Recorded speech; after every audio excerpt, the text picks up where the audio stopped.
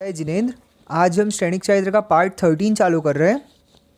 मंगलम भगवान वीरो मंगलम गौतमो गणी मंगलम कुंद कुंदाद्यो जैन धर्मोस्तु मंगलम सर्वमंगल मांगल्यम सर्वकल्याणकारकम प्रधानम सर्वधर्मानम जैनम जयतु शासनम।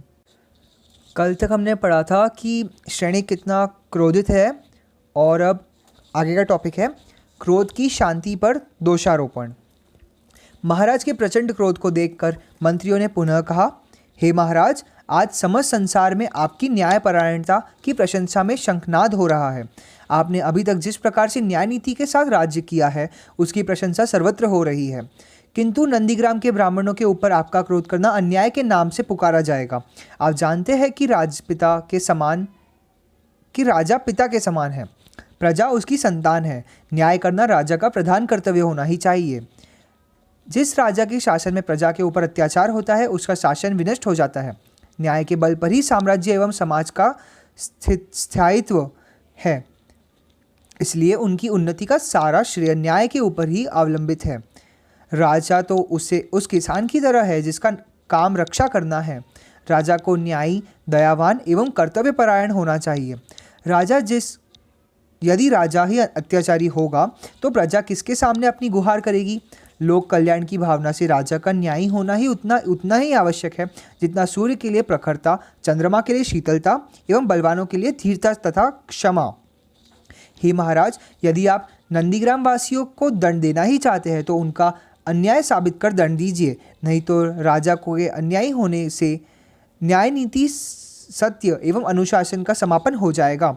अतः हे महाराज, आप अपने क्रोध को शांत कीजिए एवं न्याय नीति से काम लीजिए। मंत्रियों के युक्ति युक्त न्यायपूर्ण विनम्र वचनों से महाराज का क्रोध कुछ शांत हुआ। प्रिय पाठक, जहाँ क्षणभर पहले महाराज की ज्वालामुखी रूपी क्रोधाग्नि नंदीग्राम निवासियों को भस्मीभूत कर देने के लिए प्रस्तुत थी, वहाँ स्वाभिभक्त मंत्रियों के योग्य परामर्श से उनकी क्रोधाग्नि का शमन करने के लिए जल के छींटे का काम किया। महाराज भी अब अपने मन में सोचने लगे कि यदि मैं नंदीग्राम वासियों को बिना अपराध के दंड दूंगा तो मेरी निंदा होगी, मैं अन्यायी राजा के नाम से पुकारा जाऊंगा। इस प्रकार सोचकर उन्होंने निश्चय किया कि वह वहाँ के निवासियों को सबसे पहले दोषी सिद्ध करना चाहिए जिससे दंड देने का मौका मिले। एक बकरा चतुर सेवकों के हवाले कर महाराज ने कहा, तुम लोग इस बकरे के साथ शीघ्र ही नंदीग्राम जाओ। वहाँ के ब्राह्मणों को इसे दे देना एवं कहना कि इसकी भली भांति पूरी देखरेख की जाए। एक बात का पूर्ण ध्यान रहे कि यह बकरा न तो इससे अधिक स्थूल होने पावे एवं न ही क्रश, अन्यथा नंदीग्राम उसके हाथों से छीन लिया जाएगा। महाराज की आज्ञा अनुसार सेवक नंदीग्राम में शीघ्र पहुंच गए। सेवकों ने ब्राह्मणों से जाकर महाराज की आज्ञा सुना दी एवं बकरा उनके हवाले कर दिया। नंदीग्राम निवासी ब्राह्मणों ने जब महाराज की इस प्रकार की असंभव आज्ञा सुनी तब उनके होश हिरण हो गए। वे आपस में कहने लगे, ज्ञात होता है कि यहाँ के लोगों के कुछ अशुभ दिन आ गए हैं। हे बंधु, अन्य क्या कारण हो सकता है कि महाराज ने इस प्रकार की कठिन आज्ञा दी है। हे भगवान, हम लोग कैसे राजा के का पालन कर सकेंगे। यह या तो स्थूल होगा या क्रश। हे ईश्वर, किस प्रकार इस आसन्न विपत्ति से हमारी रक्षा होगी। इस प्रकार वहाँ के निवासी चिंता सागर में डूबने उतरने लगे। उनके नेत्रों के सामने अंधेरा छा गया। नंदीग्राम के घर घर में इस आज्ञा से कोहराम मच गया। सब लोग भयभीत हो गए। नेक्स्ट टॉपिक है अभय कुमार की बुद्धिमत्ता का परिचय। हमारे सहृदय पाठक नंदश्री एवं अभय कुमार के विषय में जानने के लिए उत्कंठित हो गए, अतः अब उनकी कथा लिखना भी आवश्यक है। जब सेठ इंद्रदत्त ने देखा कि कुमार सैनिक को दिए गए दीर्घ अवधि हो चुकी है एवं वहां जाकर वे मगधपति बन चुके हैं, तब अपनी कन्या नंदश्री एवं दौहित्र अभय कुमार के साथ उन्होंने राजगृह के लिए प्रस्थान किया। संयोग से उस दिन सेठ इंद्रदत्त उसी नंदीग्राम में संध्याकाल के समय जा पहुँचे। नगर के बाहरी सेठ ने अपना शिविर स्थापित किया एवं भोजनादि कार्य में संलग्न हो गए। तब तक उनके लाख मना करने पर भी अभय कुमार नंदीग्राम देखने के लिए निकल गया। घूमते हुए वह ग्राम के केंद्र स्थान में पहुंच गया। तब वहां चिंताग्रस्त विप्र नंदीनाथ आया। नंदीनाथ के उदास मुखमंडल को देखकर अभय कुमार ने पूछा, हे विप्र, आपका मुखमंडल उदास क्यों दिखलाई दे रहा है। मुझे ऐसा प्रतीत होता है कि आपके हृदय में कोई भारी चिंता का बोझ है। इस ग्राम के समस्त निवासियों के ललाट पर चिंता स्पष्ट झलक रही है। यहाँ के समस्त लोग क्यों भय से अधमरे हो रहे हैं। इसका क्या कारण है? अभय कुमार के सहानुभूतिपूर्वक वचन सुनकर नंदीनाथ ने विनम्र शब्दों में कहा, हे दयालु कुंवर, इस समय हमारे नंदीग्राम निवासियों के ऊपर एक महान विपत्ति का प्रकोप है, जिसके भय से आबाल वृद्ध तथा भय प्रकंपित है। कारण है कि मगधपति महाराज श्रेणिक ने राजगृह से हमारे पास एक बकरा भेजकर यह आज्ञा दी है कि हम लोग बकरे की इस तरह देखरेख करें जिसमें वह ठीक इसी रूप में रहे, न स्थूल होवे न कृश। यदि महाराज की आज्ञा का पालन नहीं किया गया तो नंदीग्राम हमारे हाथ से छीन लिया जाएगा। हे दयानिधान, हम लोग महाराज की इस अनहोनी आज्ञा को कैसे पूरा करें? यहाँ बात हमारी समझ में नहीं आती, अतः इसी चिंता में हम घुल घुल कर मरे जा रहे हैं। विप्र नंदीनाथ के इस प्रकार के भययुक्त वचन को सुनकर अभय कुमार का कोमल हृदय दया से भर आया।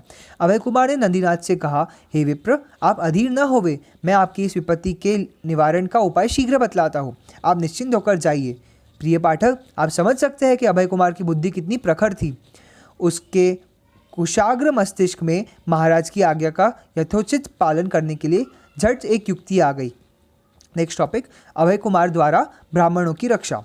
अभय कुमार ने विप्रो को बुलाकर कहा, हे विप्रो, आप लोग एक उपाय कीजिए जिसके करने से आप लोग की यह विपत्ति दूर हो जाएगी। आप लोग अपने ग्राम के केंद्र में एक सुदृढ़ स्तंभ गड़वा दीजिए एवं एक बाघ को उस खंबे से बांध दीजिए। आप लोग निश्चिंत होकर बकरे को भरपेट खिलाइए तथा खुले मैदान में चराइए। जब बकरा खिलाने पिलाने से मोटा हो जाए तब बाघ के सामने उस बकरे को ले जाइए। इस प्रकार बाघ के डर से बकरा कुछ दुबला हो जाएगा, फिर दूसरे दिन खिलाने पिलाने से वह मोटा ताज़ा हो जाएगा। इस प्रकार की दिनचर्या 1 माह तक रखने से भी वह बकरा न तो स्थूल होगा न ही कृश।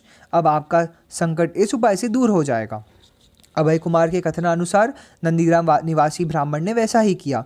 कुछ दिन तक अपने यहाँ रख कर बकरे को पहले ही की दशा में महाराज के पास ले जाकर पहुँचा दिया।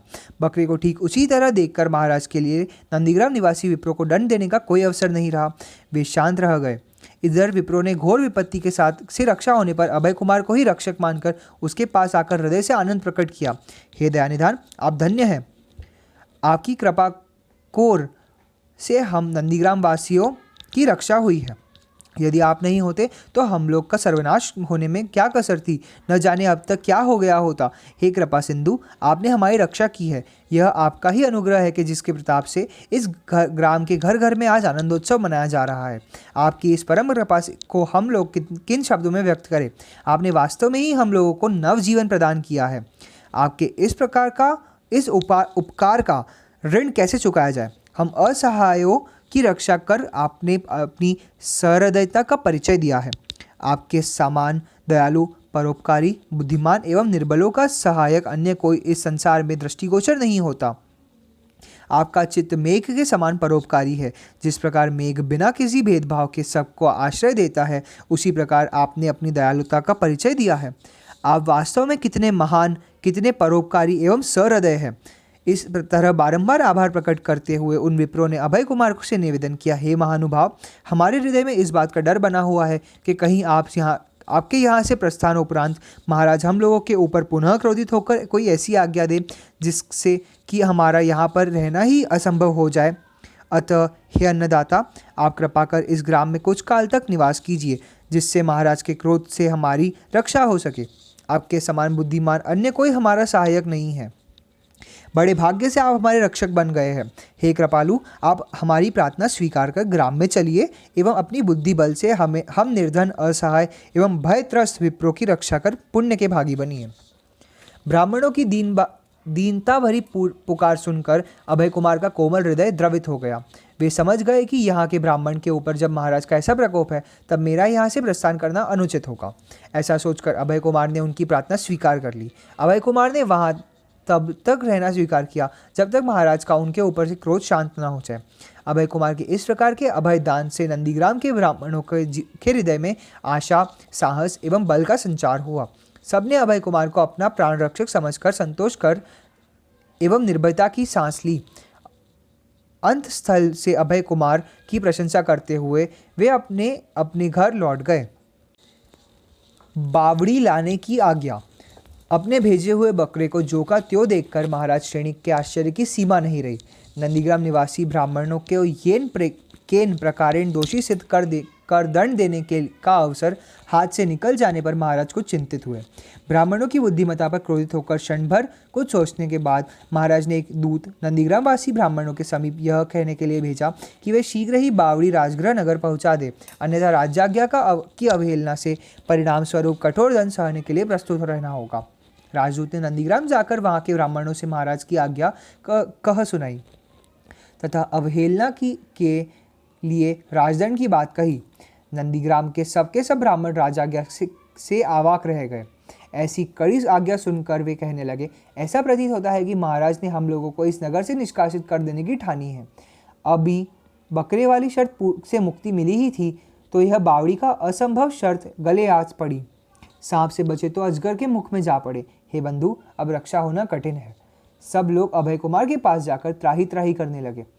अभय कुमार के पूछने पर नंदीग्राम निवासियों ने एक स्वर में बावड़ी नंदीग्राम से राजगृह ले जाने की राजाज्ञा कह सुनाई।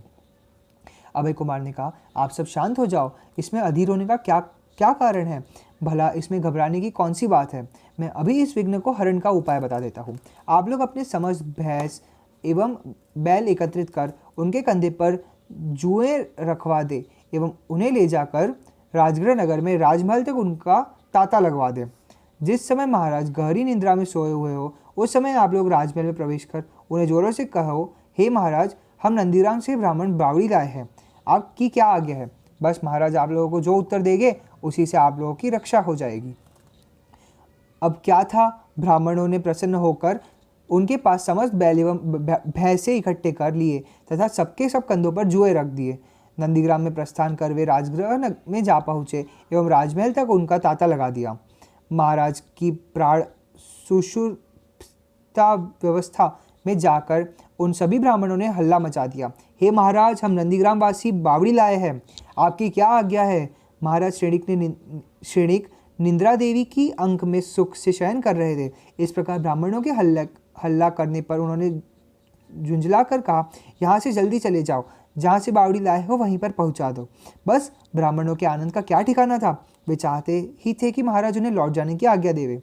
अनुकूल आज्ञा सुनकर ब्राह्मण प्रसन्नता के साथ नंदीग्राम वापस चले आए। आए हुए घोर संकट को टल जाने पर सबने प्रसन्नता से अनुभव किया तथा अभय कुमार की बुद्धिमत्ता की पूरी प्रशंसा की। सभी जन एक स्वर में कहने लगे कि यह अभय कुमार की बुद्धि का ही आश्चर्यजनक चमत्कार है जिससे हमारी प्राण रक्षा हो सकी। अतः नंदीग्राम वासी अभय कुमार के गुण गौरव गान करते हुए फूले नहीं समाये। वे अब सुख संतोष से जीवन बिताने लगे। उधर जब महाराज की नींद टूटी तब उन्होंने पूछा कि नंदीग्राम निवासी ब्राह्मण बावड़ी कहाँ रख गए हैं, उन्हें मेरे यहाँ ले आओ। महाराज का ऐसा आज्ञा सुनकर प्रहरियों ने कहा, हे अन्नदाता, नंदीग्राम के ब्राह्मण रात्रिकाल में ही बावड़ी लेकर आए थे।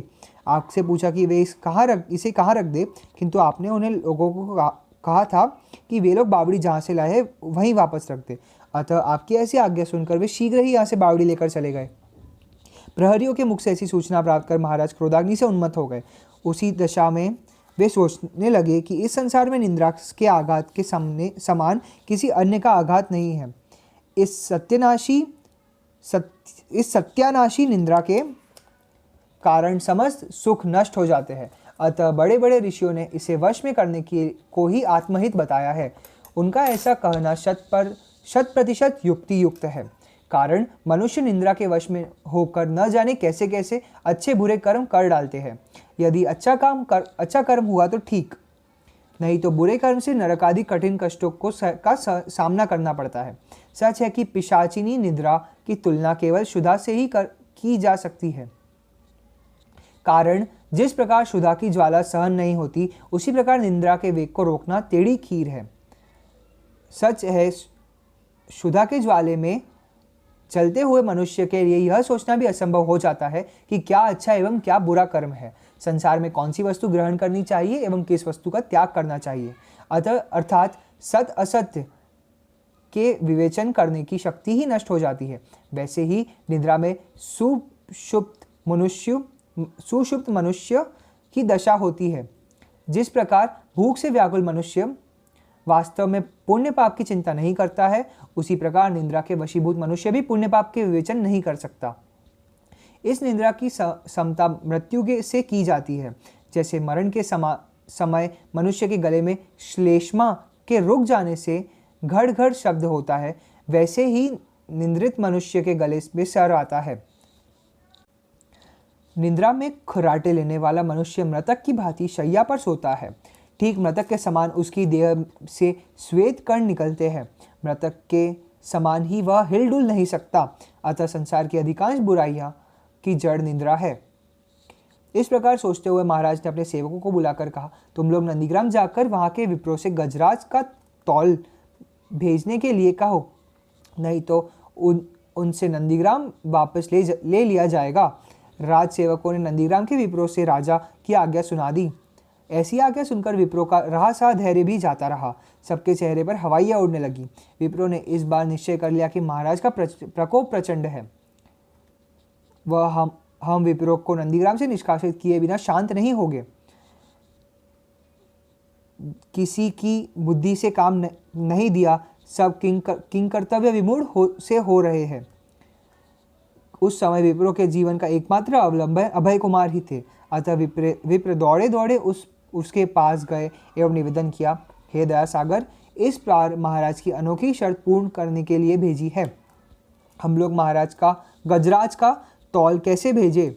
हमारी बुद्धि इसमें कुछ भी काम नहीं करती।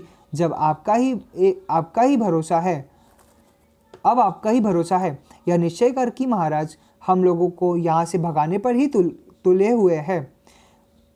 विप्रों को इस प्रकार गिड़गिड़ाते हुए देखकर अभय कुमार ने कहा, तुम लोग शांत हो जाओ, मैं इसका उपाय अभी कर देता हूँ। इस प्रकार कहकर अभय कुमार ने एक तालाब से एक नौका लगा कर विप्रों से मंगवा कर उसमें एक गजराज खड़ा कर दिया। गजराज के भार से नौका जितनी डूब गई, उसमें एक चिन्ह लगवा दिया। गजराज को नौका से उतारकर उसमें पत्थर के टुकड़े तब तक भरवाए जब तक नौका फिर उसी चिन्ह तक नहीं डूबी। इसी तरह गजराज के वजन के बराबर तौल हो गया।